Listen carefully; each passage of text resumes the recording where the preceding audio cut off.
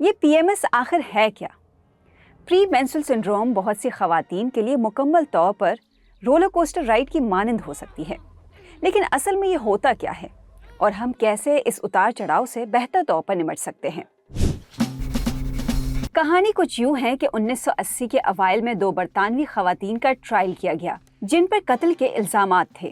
ان میں سے ایک نے اپنے ساتھی بارٹینڈر کے دل میں 3 بار چاقو سے وار کیا تھا اور دوسری عورت نے اپنے محبوب کو کار تلے کچل ڈالا تھا، لیکن دونوں خواتین کو معمولی سا جرمانہ ادا کرنے کے بعد رہا کر دیا گیا تھا۔ ایک نامور ڈاکٹر نے ان کے حق میں دلائل دیے تھے کہ وہ ان مرڈرز کے ذمہ دار نہیں ہیں کیونکہ وہ پری مینسٹرل سنڈروم کا شکار تھیں۔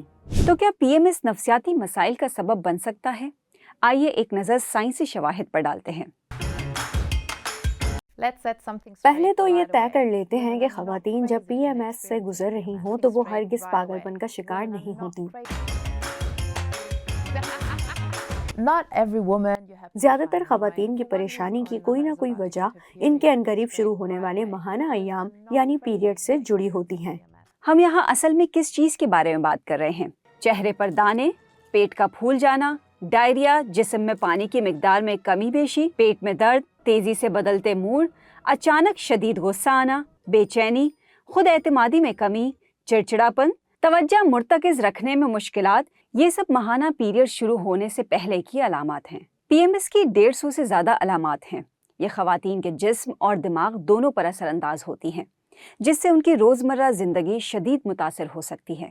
اسے مذاق مت سمجھیں، یہ ایک حقیقت ہے۔ PMS کی علامات خواتین میں پیریڈز کے آغاز سے 1 یا 2 ہفتے پہلے ظاہر ہوتی ہیں۔ PMS کی ایک شدید نوعیت کی نفسیاتی قسم بھی ہے جسے پری مینسٹرل ڈسفورک ڈس آرڈر یا PMD کہا جاتا ہے۔ یہ قسم 2% خواتین کو متاثر کرتی ہے، جس میں اس کی علامات اتنی شدید ہو سکتی ہیں کہ وہ خودکشی کے بارے میں سوچنے لگیں۔ سوچیں، ہر ماہ خود کو ختم کرنے کا خیال آنا کیسا ہولناک ہے۔ PMS کی تشخیص کرنے میں ایک بڑی دشواری جسمانی شواہد کی کمی ہے۔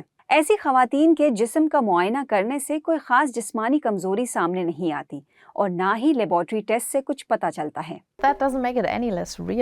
لیکن یہ کوئی غیر حقیقی مرض نہیں ہے، اگرچہ یہ کافی حد تک مایوس کن امر ہے کہ آج کے جدید دور میں بھی ہم PMS کی اصل وجوہات سے لا علم ہیں۔ 2 ہارمونز ایسٹروجن اور پروجسٹرون کا کردار PMS میں اہم سمجھا جاتا ہے۔ ایسا بھی ہو سکتا ہے کہ نارمل ہارمون لیول میں تبدیلیاں تمام خواتین پر مختلف انداز میں اثر انداز ہوں۔ تو ان ساری تفصیلات میں کیا کوئی امید کی کرن بھی ہے؟ کیا اس مرض کا علاج ممکن ہے؟ بدقسمتی سے اس میں بہتری ممکن نہیں ہے۔